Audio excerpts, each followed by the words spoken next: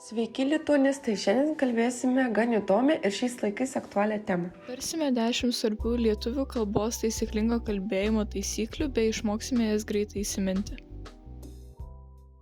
Kaip tu dabar jautiesi prieš matematikos atsiskaitimą?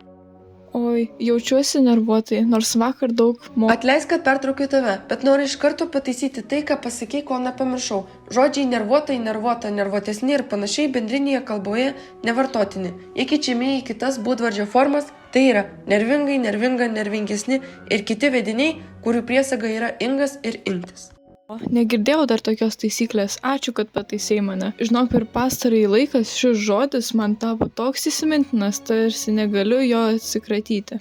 Siūlau tau, kai ateisi namo, užrašyk ant popieriaus priesagas ing ir int po 50 kartų, kad geriau įsimintum visam laikui. Čia tai iššūkis. Grįžusi namo išbandysiu šią techniką. Aišku, jei berašant nenusilps mano ranka. Kaip manai, šį savaitgalį verčiau praleisti pasivažinėjant dviračiais po miestą, ar labiau įdomesnis variantas būtų apsilankyti muziejų parodose? Kadangi girdėjau, jog savaitgalį sinoptikai žada lietų, patarčiau tau pasivažinėjimą dviračiais atidėti kitam kartui. Beje, paskutinio spalio mėnesio šios savaitės diena sekmadienis, o tokiu laiku galima nemokamai apsilankyti muziejaus parodose ir ekspozicijose. Tiksliai, visai pamiršau apie tai. Ką daryčiau be tavęs? Nėra už ką. Palauk, tu pradžioje pasakei kažkokį žodžių junginį, kuris susijęs su tuo, ką lietuvių kalbos mokytoja mums dėstė apie taisyklingo lietuvių kalbos kalbėjimo taisyklės. Ar tai buvo žodžių junginys labiau įdomesnis? Taip, šitą aš ir turėjau omeny. Šiuo atveju būdvardis įdomesnis yra laipsniuojamas, todėl prie jo neturėtų atsirasti žodis labiau. Tiesiog galima palikti įdomesnis ar laipsniuojant. Gerai, kitą kartą atkreipsiu dėmesį į tai. Įsivaizduoji, vakar dieną pagaliau dabaigiau tapyti savo meno kūrinį ant drobės. Pameni, tau buvau minėjus apie tai. Rimtai? Džiugu girdėti, kad pasiekiai savo tikslą. Didžiuojuosi tavimi. Tik neapkęsiu tavęs dėl vieno dalyko. Ką? Ką tu turėjai omeny? Galvoji, kad rimtai supykau? Aš tik draugiškai norėjau tau vėl priminti, jau gal kokį 100 kartą, bet nepaliausiu prikibti prie tavo lietuvių kalbos kalbėsenos. Ar tu vėl ketini priminti man apie priesagas dar neda, kurios yra svetimos mūsų kalbai ir nevartojamos, nors vis tiek girdžiu žmonės pastoviai kartojant? Pagaliau supratai savo klaidą. Taip, visiškai teisingai, juk lietuvių kalba turi kitų ją puošiančių lietuviškų priešdėlių. Tiesa? Užuot vartojusi šią svetimybę, pasuk galvą ir pritaikyk žodžiams tinkamų priešdėlių. Beje, nekantrauju pamatyti tavo užbaigtą meno kūrinį. Ei, kas atsitiko tavo nykščiui?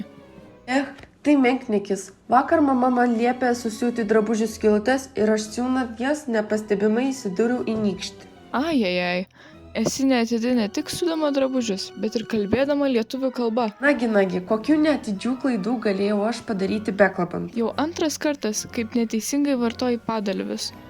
Atminki, jog padalyviai vartojami beasmeniniams sakiniams. Jei yra vienas ar keli veiksniai sakinyje, tai naudok dalyvius ar pusdalyvius. Vartok žodį sudama, kaip tikra dama. Žinai, kokia šventė artėja? Neturiu žalio supratimo. Ogi tavo gimtadienis, kuris bus po keletos mėnesių. Taip, mano gimtadienis. Po kiek mėnesių? Po keletos 2. Suprantu, skaičiuoti moki, bet pastebėjau klaidelę tavo kalboje. Šiuo atveju įvardis keletas turi būti tinkamai suderintas su juo einančiu vyriškosios giminės daiktavardžiu mėnesiu. Iškeliame klausimą. Ko nėra? Keleto mėnesių. Ačiū, kad priminė apie mano šventę. Planavau atšvęsti ją kartu su tavimi. Žinok, su tavim ne tik smagiai atšvęsime šventę, bet ir turėsime atsiminimų apie tavo mokymus taisyklingai kalbėti. Ką jūs veikiate trečiadienio lietuvių kalbos pamokoje? Ta diena mes taisėme parašytų rašinių klaidas. Supratau. Ir kaip sekėsi? Mano rašinyje buvo klaidos, kurias buvo sunku paaiškinti. Suprantu tave, visiems tai pasitaiko, bet išgirdau tavo kalboje padarytą klaidelę. Reikia sakyti ne klaidos, o klaidų. Įsivaizduok, kad tu pasakydama žodį klaidas, apimi visas padarytas pasaulio klaidas. Oho, pasakydama netinkamą linksnio žodį galima prisimti visą pasaulio atsakomybę. Taip, svarbu kalbėti taisyklingai. Todėl vartodama veiksmažodžius rasti, būti, daugėti, Su jais einančius daiktavardžius visą laiką pritaikyk kilmininko linksnį. Kodėl man neatsakei į telefono skambutį penktadienio vakare? Penktadienį aš su šeima buvau teatre. Todėl buvau išjungusi telefono garsą, o vėliau nepastebėjau praleisto skambučio pranešimo. Nuostabu praleisti vakarą su kultūra. Šiaip norėjau sužinoti apie tave skambindama tau. Kaip teatre praėjo vakaras? Puikiai. Man labai patinka spektakliai, o ypač scenografija, visos dekoracijos. Kai įėjome į salę, buvo begalė sėdinčių vietų. Net amo netekau. Tokia milžiniška scena ir salė. Tikiu, kad tau patiko. Aš taip pat neseniai buvau teatre. Tik atsimink vieną dalyką. Čia kaltas ne teatras, kiek tau kalba.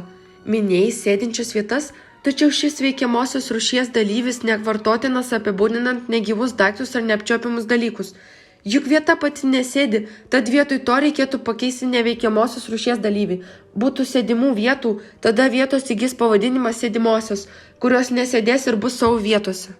Klausyk, per lietuvių kalbos pamoką išmokau taisyklę ir supratau, kad visą laiką netaip vartojau dalyvis, ypač veikiamosios rūšies.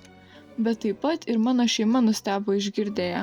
Ir kokiagi ta taisyklė, kad jau prabilai? Vardžiuotinę dalyvio formą vartojimo terminuose ir pavadinimuose aš žinau, bet kad vartojau daikto paskirčiai, rūšiai nusakyti netaisyklingomis priesagomis, mamas man sako atnešti raminančių vaistų, tačiau dabar taisau ją atsakydama. Žinau, kad šie vaistai ramina tave, bet reikia sakyti raminamieji vaistai. Tėtis, važiuodamas su manimi į mokyklą, paaiškino, ką reiškia kelyje esantis kelio eismo įspėjantieji ženklai. Aš jam atsakiau, tikiu, kad šie ženklai visus įspėja, bet tu sakyk įspėjamieji ženklai ir būsi tu teisus. Kaip įdomu ir malonu, kad verti savo šeimos narius kalbėti taisyklingai. Taigi, mėlėjai lituanistai, tikėkime, su mumis buvo nenuobodu ir kartas nuo karto pataisykime ir savo aplinkinius, jei jie ką nors netaip suformuluoja. Kiek kartų galiu tave taisyti? Ar tu specialiai pasakei ne taip? Būtent ką? Ogi žodžių junginį. Kartas nuo karto, jetu. Taigi galima sakyti paprasčiau. Kartais arba kartkartėmis. Ir panašiai. Na va, matote, net ir mes studentės darome begalę klaidų, bet ištaisyti jas tikrai verta, kad neprarastume savo kalbos. Atsiprašau, kas tie mes? Kaip tai kas? Bijai prisipažinti, juk nėra ko slėptis, visi mes darome ir darysime klaidų. Na taip, bet... Nesinervink, nesigėdik, aš tau visat padėsiu. Ačiū, draugė, aš tau labai dėkinga. Aš taip pat prižiūrėsiu, kaip tu kalbi. Iš tiesų, stenkimės išsaugoti savo kalbą, nes be jos mes nebūsime lietuviai ar lietuvės. Tikrai labai dėkojame, kad klausėte ir iki kito karto.